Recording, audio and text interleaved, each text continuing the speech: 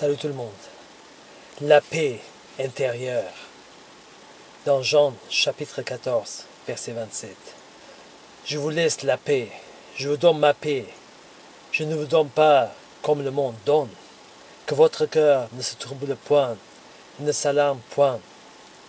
Premier, la paix intérieure est l'oxygène pour la vie. Peu importe combien nous avons des troubles, même si nous sommes au milieu de grosses tempêtes, si nous avons la paix intérieure que Jésus nous donne, nous ne craignons de rien. Deuxième, la paix intérieure vient aussi si nous avons une confiance totale en Dieu. Jésus est en plein contrôle de tout. Il peut arrêter n'importe quelle tempête et tout ce qu'il arrive pour les vrais disciples du Christ.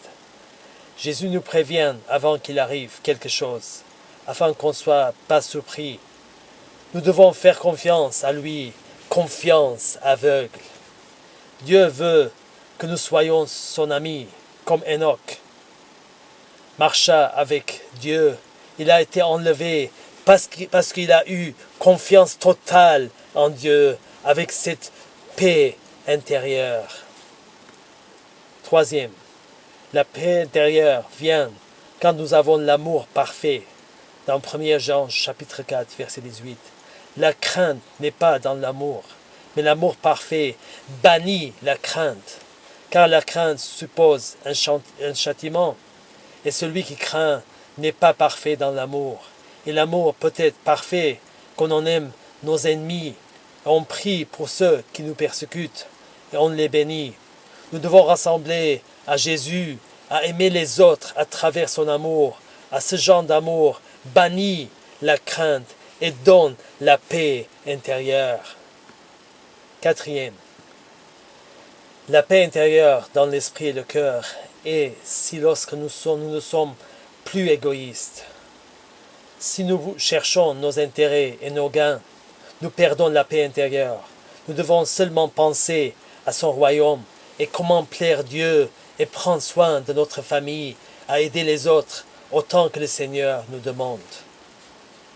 Cinquième, la paix intérieure est le fruit du Saint-Esprit. Si nous ne sommes pas remplis par le Saint-Esprit, nous perdons cette paix, même si nous avons une communion très forte avec Jésus. Nous pouvons profiter de cette paix intérieure. Sixième, la paix intérieure nous exhorte à penser jour et nuit dans la parole de Dieu vivante, signifie Seigneur Jésus. Si nous fixons nos yeux sur Jésus et nous concentrons tout le temps sur lui, nous ne regarderons plus autour de nous. Et cette paix intérieure augmente de plus en plus jusqu'à que nous devions des enfants de Dieu qui procurent la paix. Cette paix devient une paix immortelle parce que cette paix ira avec nous dans les cieux et les gens n'oublieront jamais la paix que nous avions, même si nous quittons cette terre. Septième, la paix intérieure qui nous rend silencieux. Si nous sommes remplis de cette paix intérieure, nous n'avons plus envie de parler tout le temps. Nous voulons partager seulement Jésus. On parle que quand il est nécessaire de parler. Nous ne branchons point en parole. Dans Jacques chapitre 3, verset 2. Nous branchons tout de plusieurs manières. Si quelqu'un ne branche point en parole, cet homme parfait, capable de tenir tout son corps en bride. Seigneur m'a appris que le silence est la meilleure arme de victoire. Quand nous gardons le silence, Seigneur parle et il change les cœurs. Il ne faut pas raconter nos problèmes aux autres, mais seulement à Jésus, avec la connexion interne avec Dieu. Signifie que cette paix intérieure nous exhorte à prier, à le louer tout le temps.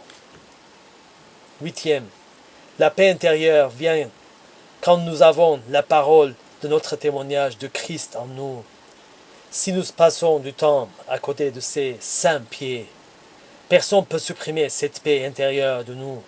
Si nous connaissons Jésus personnellement, si on a vécu la puissance de sa résurrection dans notre vie quotidienne, nous pouvons répandre la paix aux autres qui sont dans les troubles. Comme quand il regardait le visage d'Étienne avant de le lapider, dans Actes chapitre 6, verset 15. Tous ceux qui siégeaient au Sanhédrin, ayant fixé les regards sur Étienne, son visage leur parut comme celui d'un ange. Mes amis, si les gens regardent notre visage, est-ce qu'ils verront notre visage, celui d'un ange?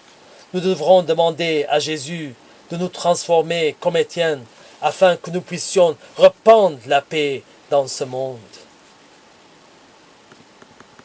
9e, lorsque nous avons cette paix intérieure, on oublie tout autour de nous. Nous vivons le paradis sur terre, comme Jésus a dit, que le royaume de Dieu est en vous. Cette paix doit pousser comme un grand arbre, de sorte qu'elle touche le ciel, afin que personne ne peut pas nous ébranler.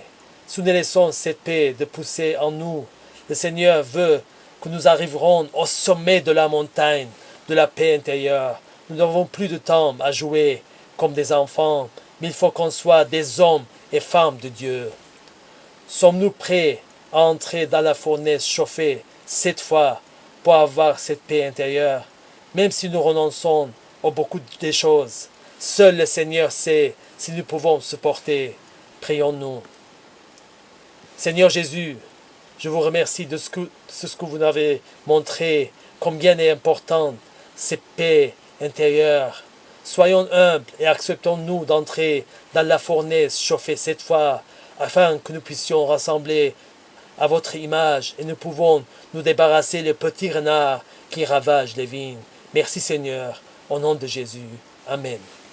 Que Jésus nous bénisse et nous remplisse de cette paix intérieure céleste. Celui qui rend témoignage de ces choses dit: certainement, je viens bientôt. Amen. Oui, Seigneur Jésus, viens.